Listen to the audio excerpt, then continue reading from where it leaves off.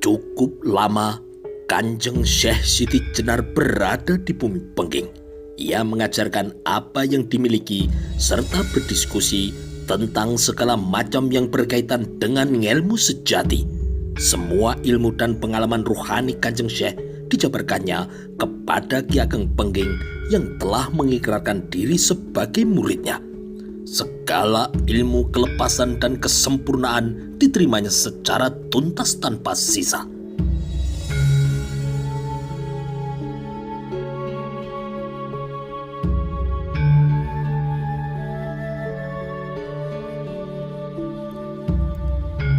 Setelah bertemu dan mendapatkan ilmu hakikat dari Kanjeng Syekh Siti Jenar, Ki Ageng kini semakin bijaksana dalam bertindak dan juga semakin rendah hati. Ia jadi semakin tahu bahwa ternyata muasal hidup ini adalah ning atau keheningan, yang nang atau tenang. Itu adalah hakikat Tuhan. Ia menyebutnya Gusti Allah. Para resi menyebutnya sebagai yang suksma. Ada pula yang menyebutnya dengan nama sesuai keyakinannya. Itu adalah sangkan atau asal muasal manusia. Seakan tidak mau meminum madu sendirian, Ki Ageng kemudian mengundang beberapa temannya yang memiliki pandangan yang sama dengan Ki Ageng untuk ikut menikmati madu hakikat yang telah ia rasakan kenikmatannya.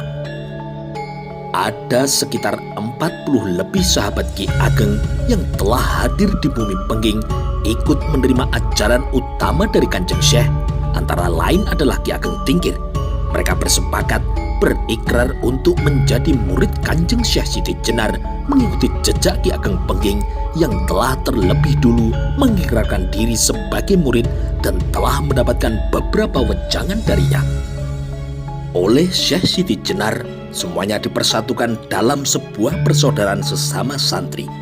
Kepada semua murid barunya itu, Kanjeng Syekh berpesan untuk menjaga tali cinta sesama saudara, saling mengasihi bagaikan keluarga sendiri, serta saling membantu siapa yang membutuhkan dengan penuh keikhlasan. Namun rupanya Kanjeng Syekh Siti Jenar tidak mau terlalu lama berdiam di bumi Pengging karena ia memiliki kewajiban terhadap beberapa santri yang telah menunggunya di Grenda Sawah. Belum lagi mendapatkan pengajaran, para murid baru teman Ki Ageng Pengging itu sudah harus kehilangan guru mereka. Atas dasar tekad yang kuat untuk mendapatkan pelajaran makrifat, maka semua murid termasuk Ki Ageng Pengging sendiri berniat mengantarkan perjalanan Kanjeng Syekh Siti Jenar sekaligus akan berdiam di pesantren Grenda Sawah untuk beberapa waktu demi mendapatkan secara langsung ilmu yang sangat mereka dambakan. Rombongan para salik itu berjalan berirama meninggalkan bumi Pengging ke arah utara. Mereka menjaga sang guru dengan penuh kewaspadaan, layaknya menjaga sang raja dari ancaman mara bahaya yang sewaktu-waktu datang menghadang. Cukup lama Ki Ageng Pengging beserta para sahabatnya berguru secara langsung di pesantren Grenda Sawah. Mereka menjejak madu makrifat dan mendalami jalan untuk menjadi insan kamil sebagaimana yang diajarkan oleh Muhyiddin Ibnu Arabi, pendahulu Kanjeng Syekh. Setiap malam Kanjeng Syekh Siti Jenar memberikan pengajaran khusus kepada mereka, dilanjutkan dengan diskusi bersama untuk mendapatkan pemahaman mufakat tentang ilmu rasa yang mereka dalami tersebut. Tidak ada jarak antara mereka, sebagaimana saudara kandung yang saling mengasihi satu dengan yang lain. Setelah dirasa cukup, semua murid baru Syekh Siti Jenar itu mohon diri untuk pulang ke rumahnya masing-masing. Sementara Ki Ageng Pengging berjalan ke selatan sesuai dengan arah kediamannya, bersamanya ada 17 orang termasuk Ki Ageng Tingkir yang juga bersesuaian arah jalan pulang. Ke-17 orang itu singgah dan menginap 2 malam di desa Tingkir, berbincang-bincang tentang ilmu yang mereka baru saja dapatkan agar kian mantap dalam pengamalannya. 17 murid Syekh Siti Jenar itu begitu akrab bagaikan saudara kandung. Semua diperlakukan oleh Ki Tingkir dengan penuh kehangatan, dipersilahkan untuk menganggapnya sebagai rumah sendiri. Nyi Ageng Tingkir pun dengan ramah menyambut mereka, memperlakukan seperti saudara saja. Wanita berusia 40 tahunan namun belum juga dikaruniai momongan itu adalah wanita yang sangat pintar dalam menghormati tamu. Nyai Ageng Tingkir menyajikan makanan yang serba enak demi memuliakan tamu sebagaimana titah dari Kanjeng Nabi Muhammad. Sesuasana akrab dan penuh canda selalu mengiringi perbincangan yang mereka lakukan. Selama 2 hari, rumah Ki Tingkir ramai semarak. 4 orang kemudian pergi ke arah barat dan selatan, sedangkan 12 orang lainnya pergi ke arah tenggara menuju ke arah desa Pengging. Ki Ageng memang mengajak ke-11 temannya itu untuk singgah ke rumahnya, melanjutkan diskusi atau sekedar ramah tamah guna mempererat persaudaraan mereka. Kian mantap kini Ki Ageng menempuh jalan makrifat ini demi melihat banyaknya teman yang memiliki minat yang besar yang sama dengan dirinya. Lebih-lebih setelah mendapatkan guru yang ia dambakan, yang dapat ia gali ilmunya sedalam mungkin. Mulailah kini Ki Ageng Pengging dengan kehidupan barunya, dengan kemantapan yang bulat. Tidak ada lagi kebimbangan yang selama ini mengganggu benaknya.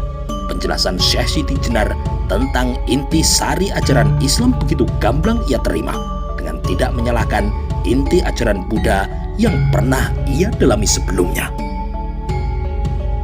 Perpisahan jarak dengan gurunya tidak membuat Ki Ageng gundah. Kepulangan dari pesantren Kanjeng Syekh hanya sekedar memberikan perbedaan ruang saja untuk berkomunikasi lisan, sementara hati mereka berdua selalu terpaut dalam ikatan batin yang teramat akrab. Beberapa nasihat dari Kanjeng Syekh telah membuat perangai Ki Ageng kini menjadi semakin lembut. Watak kesatria yang menggebu-gebu warisan dari ramandanya mulai memudar. Ia mulai mengikuti jejak sang kakak yang tenang dan berwibawa. Peringai dan perilakunya kini semakin terjaga hingga para santri semakin mencintai Ki Ageng sebagai panutan yang layak untuk diteladani. Melalui hubungan batin dengan Kanjeng Syekh, ia terus merenung dan berlatih mencari jawaban atas segala sesuatu yang selama ini menjadikan jalan di hatinya. Ki Ageng kini semakin matang dan telah mengetahui sangkan-paran sesungguhnya dan mahir dalam hal kemusnahan raga. Ia banyak terbantu oleh ajaran Kanjeng Siti Jenar tentang masalah hidup dan mati. Ki Ageng tertuntun untuk menjadi insan kamil atau manusia yang sempurna, manusia yang telah mengetahui hak dan kekuasaan Tuhan yang Maha Kuasa, manusia yang hidup mandiri, pribadi, tanpa bergantung kepada orang lain. Hidupnya bagaikan dalam kesendirian, hanya berteman dengan Tuhan saja, sebagaimana Kanjeng Nabi Ibrahim, Sang Khalilullah atau sahabat Allah. Bahkan Ki Ageng juga merasa bahwa dirinya sejatinya tidak ada, karena hakikat dirinya tiada lain adalah Sang Aku. Sebagai makhluk layaknya manusia kebanyakan, Ki Ageng adalah seorang manusia biasa dengan raga yang selalu ia bawa kemanapun berada. Namun di dalam raganya bersemayam jiwa yang merupakan diri yang sesungguhnya. Raga akan membusuk dan menyatu dengan bumi pada saatnya kelak, sementara jiwa akan terus melakukan perjalanan hingga mencapai kesempurnaan. Ki Ageng menyadari adanya roh atau nyawa sebagai penopang kehidupannya, kehidupan raga dan jiwanya. Nyawa adalah tiupan Allah langsung dari Ruhul Azam yang merupakan hakikat nyawa segala benda. Hidup adalah lingkaran yang memiliki ujung dan pangkal yang sama. Asal dan tujuan manusia adalah satu, yaitu Tuhan yang Maha Tunggal.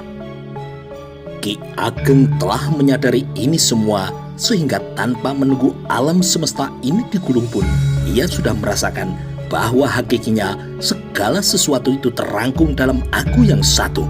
Segalanya bermula dari kehampaan dan berakhir pada kehampaan pula.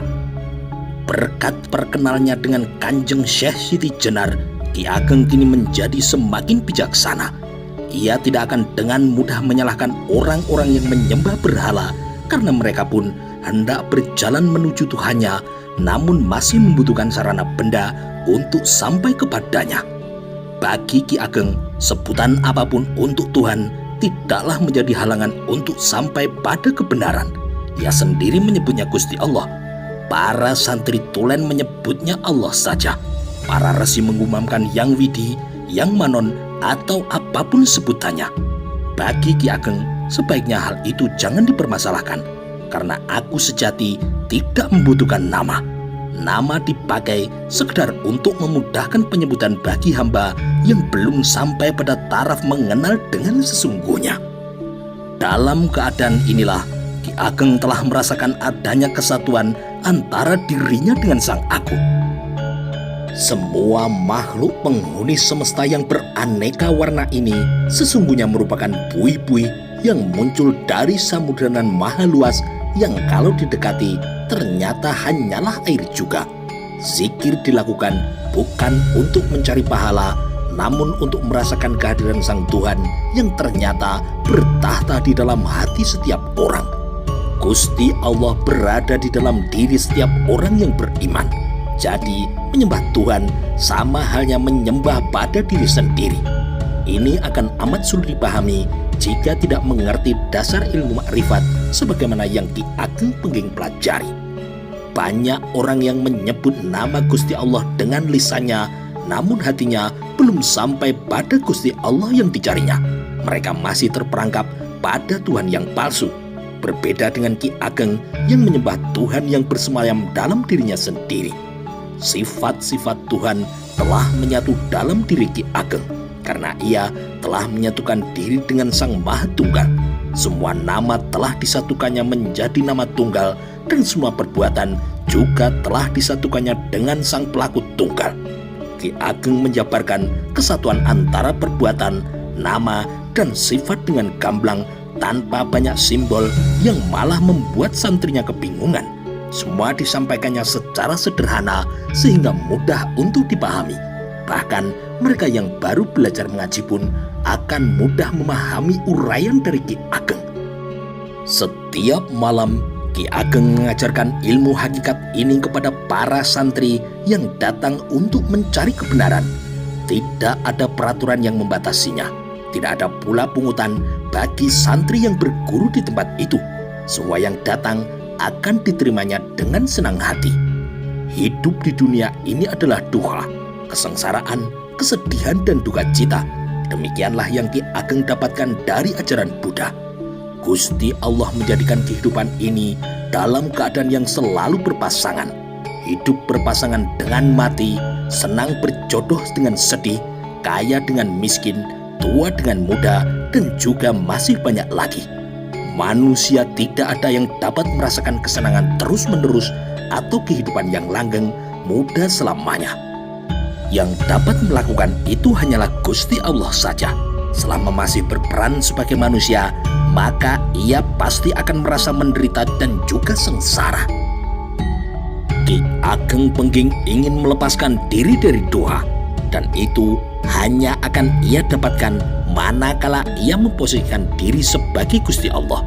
Ki Ageng ingin merasakan kehidupan langgeng, ingin berbudi baik selamanya, ingin merasakan senang selamanya. Kehidupan yang serba berganti sebagaimana yang dijalani di dunia ini bukanlah kehidupan yang dicarinya. Maka Ki Ageng Pengging mengatakan bahwa hidup di dunia ini sama saja dengan kematian. Kehidupan sejati baru akan dimulai manakala jiwanya telah terlepas dari ikatan raga yang membelenggunya, yang masih mengikuti hukum alam untuk merasakan panas dan dingin, lapar dan kenyang dan sebagainya. Kematian yang merupakan perpisahan antara raga dan jiwa tidak lagi membuat Ki Ageng takut. Hal itu justru membuatnya senang karena merasa terbebas dari penderitaan ragawi. Namun watak kesatria tidak membuat Ki Ageng menyerah dengan cara lari dari kehidupan dunia. Ia menghadapi dunia ini seakan sudah berada di alam kematian.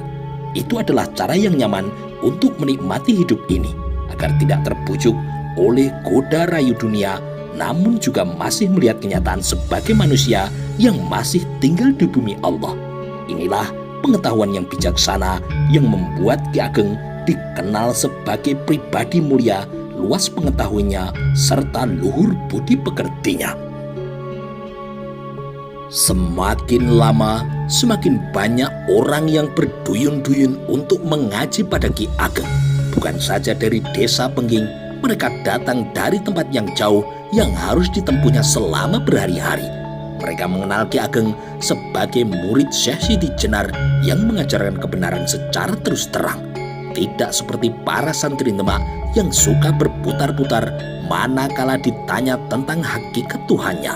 Masyarakat Jawa yang kala itu masih kental dengan ajaran Buddha lebih mudah menerima pengajaran dari Ki Ageng yang meyakinkan, jelas, dan teratur dalam penyampaiannya. Berita kemasyhuran Ki Ageng Pengging akhirnya sampai juga ke telinga Sultan Fatah, sang penguasa Demak Bintoro yang telah mulai uzur dan sakit-sakitan. Tentu saja ini mengusik hatinya dan menganggap berita tersebut sebagai sebuah ancaman, meskipun sangat kecil kemungkinannya kemenakannya itu hendak merebut kekuasaannya. Namun sekecil apapun ancaman tetaplah akan menjadi ancaman. Keberhasilan Demak mengalahkan kerajaan Kediri yang mengaku diri sebagai penerus kerajaan Mojopahit membuat Sultan Fatah sudah merasa perlu untuk menertibkan semua bentuk pelanggaran. Belum lama ini memang ada kabar yang berhembus di telinga Ki Ageng bahwa pasukan Demak menyerang Kediri yang dipimpin oleh Kanjeng Sunan Ngudung, ayahanda dari Kanjeng Sunan Kudus. Penyerangan itu berhasil meruntuhkan Kediri, namun Kanjeng Sunan Ngudung yang telah sepuh tewas syahid dalam membela negerinya. Semenjak itu, Sultan Fatah merasa sudah tidak ada lagi ancaman yang besar bagi kedaulatan Kasultanan Demak Bintoro. Tugas berikutnya bagi sang sultan adalah membasmi ancaman-ancaman kecil yang dapat merongrong kewibawaan kesultanan. Ki Ageng Pengging dan Syekh Siti Jenar dianggapnya sebagai sebuah ancaman sehingga harus ditindak dengan tegas. Kanjeng Sultan Fatah kini telah menemukan alasan yang tepat untuk menyingkirkan ancaman dari Pengging, yaitu karena ajaran yang disebarkan Ki Ageng telah menodai kesucian agama Islam yang menjadi dasar hidup kerajaan. Dewan Wali sebagai penasihat spiritual kerajaan pun diminta untuk berkumpul membahas masalah ini. Namun harapan sang sultan untuk mendakwa sesat Ki Ageng dan menyeretnya ke Mahkamah Ulama Demak tidak pula kesampaian. Alasan utama para wali adalah Ki Ageng tidak menyebarkan ajarannya keluar Pengging. Lagi pula, masih ada ancaman penodaan agama yang lebih besar, yaitu dari Syekh Siti Jenar yang lebih memiliki nama besar sebagai seorang ulama bila dibandingkan dengan Ki Ageng Pengging. Bagaimanapun, peran dari Kanjeng Sunan Bonang sebagai pemimpin Dewan Wali masih sangat terasa. Ia tidak tega jika harus menghakimi muridnya sendiri. Urat kekecewaan tentu saja memenuhi relung jiwa sang sultan, hingga kemudian memanggil Mahapatih Adipati Wonosalam. Ia adalah bekas penjahat baik hati yang kemudian menjadi murid setia Sultan Fatah dan kini diangkat sebagai seorang patih. Dimas Wonosalam, bagaimana menurut Dimas terhadap Kepuh Kenongo yang kini bertahta di Pengging? Ampun Baginda, hamba tidak dapat menyalahkan keputusan Dewan Wali yang lebih mengedepankan Siti Jenar untuk terlebih dulu ditangani. Karena memang demikian seharusnya. Kalau alasan yang kita pakai adalah penodaan agama, maka Siti Jenarlah yang harus ditangani terlebih dulu. Lagi pula, kedudukan Ki Ageng Pengging hanyalah sebagai murid saja. Sementara itu, masih ada banyak sekali murid Siti Jenar yang lain. Sultan Fatah kini merenungkan kata-kata patihnya itu dengan serius. Apa perlu kita kirim tentara saja ke Pengging? Kita bawa paksa dia ke sini untuk diadili. Mohon ampun Baginda, jangan bertindak gegabah seperti itu. Apa kata orang nantinya? Kalau untuk menghadapi petani saja, kita harus mengerahkan prajurit sebanyak itu. Bisa-bisa, itu akan merendahkan martabat dari Kanjeng Sultan sendiri. Wibawa Kesultanan akan juga jatuh. Benar juga alasanmu, Dimas. Lalu apa pendapatmu tentang Kenongo? Bagaimanapun, dia telah kurang ajar kepadaku.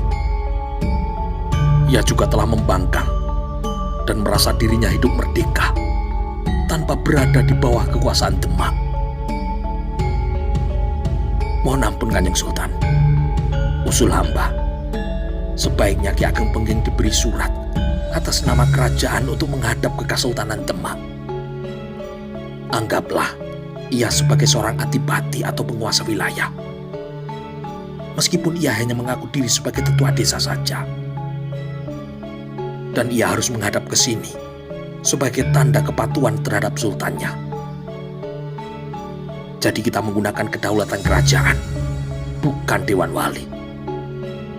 Sekalian kita beri tugas mereka untuk mengetahui keadaan di Pengging. Apakah ada hal-hal yang mencurigakan di sana? Ya, bagus sekali usulmu itu, Dimas. Lalu apa yang akan kita lakukan selanjutnya? Jika Ki Ageng sudi untuk menghadap ke Istana Demak, berarti masalah pertama telah selesai. Ia tidak membangkang pada titah dari Kanjeng Sultan. Sementara masalah penodaan agama, biarlah nanti Dewan Wali yang memutuskannya. Kalau nanti Kebo Kenongo mau bertobat dan mengakui kesalahannya, maka itu sudah cukup. Tapi kalau dia enggan untuk mengakui kesalahannya, hamba yakin dia nanti akan dituduh sesat dan akan pantas untuk dihukum. Menurutmu, apakah dia sudi untuk menghadap ke sini, Dimas? Hamba kira dia tidak akan mau. Setahu hamba dari cerita orang-orang, Ki Ageng Pengging adalah seorang yang sangat menjunjung tinggi harga diri. Gengsinya tinggi. Dia akan memilih mati kalau harus mengorbankan harga dirinya. Itu yang hamba yakini, Gusti.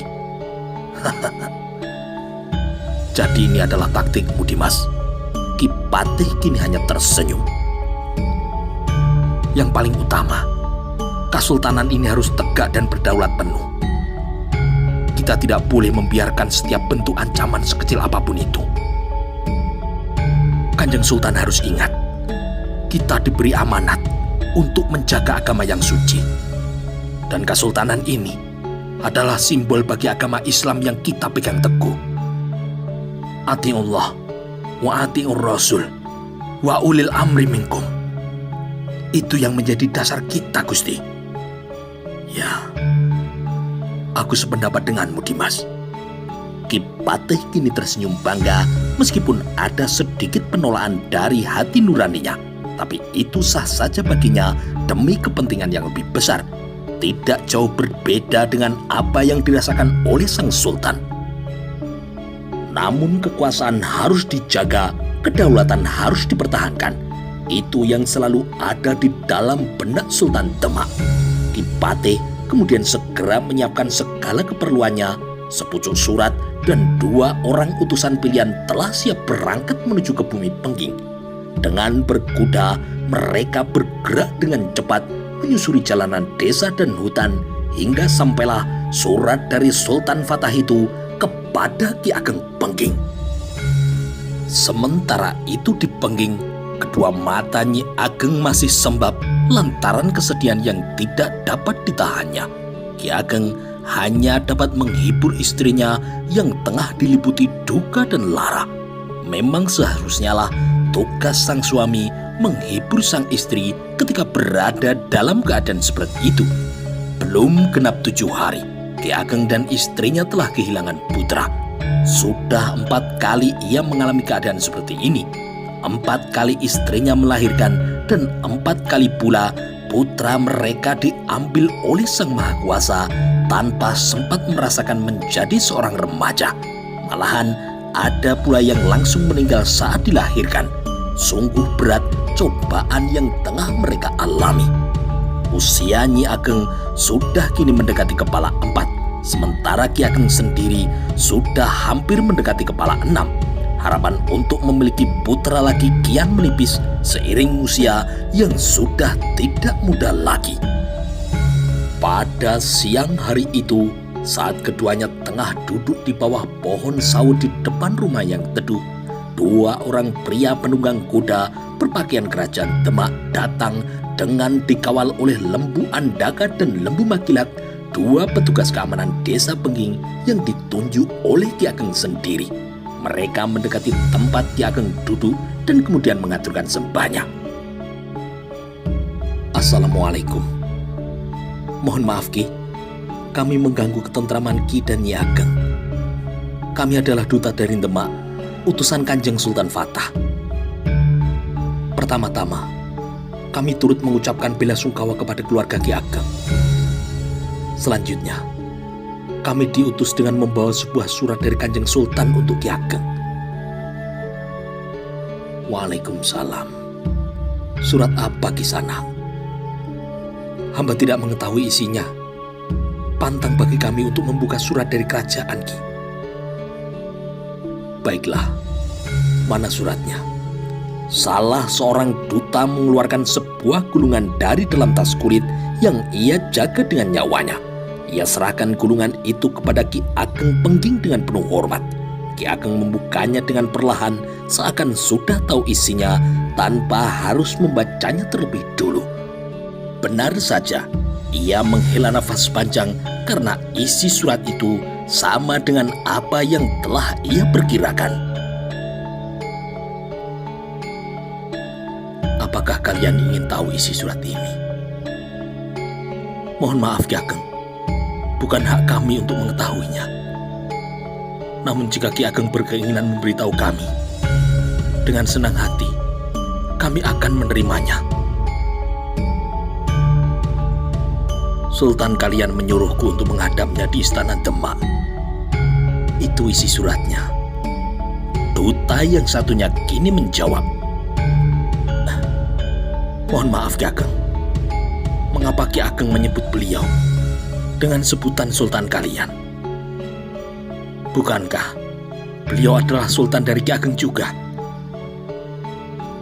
Itu katamu. Bagiku tidak.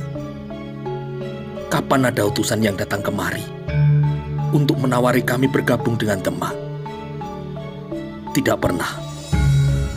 Tahu-tahu kalian datang dengan membawa surat pemaksaan bahwa kami berada di bawah kekuasaan Demak.